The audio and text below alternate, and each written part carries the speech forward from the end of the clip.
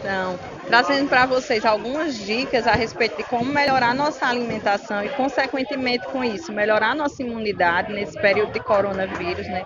Que nós possamos fazer refeições mais naturais, então, dar preferência aos alimentos naturais, como as frutas, as verduras, consumir os nossos alimentos regionais, como cuscuz, inhame, macaxeira, as batatas, porque esses alimentos são excelentes fontes de vitaminas e minerais diversos que vão auxiliar o nosso sistema de defesa. Então, consumir carnes magras, evitar o consumo de alimentos altamente processados, como os embutidos, os sucos industrializados, as bebidas açucaradas e as frituras.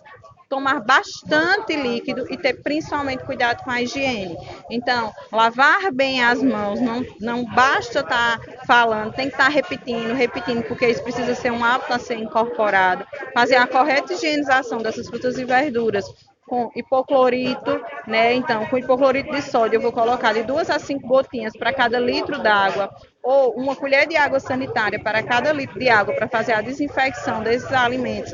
Vir para a feira, tentar ficar o menor tempo possível. Então, traz sua listinha pré-preparada, vai lá, escolhe, compra e volta para dentro da sua casa. Nesse momento é importante que a gente mantenha esse distanciamento, tente ficar a cerca de 1 metro, 1 metro e meio de distância das pessoas quando for necessário sair à rua, mas que tente realmente só sair de casa em situações extremamente necessárias.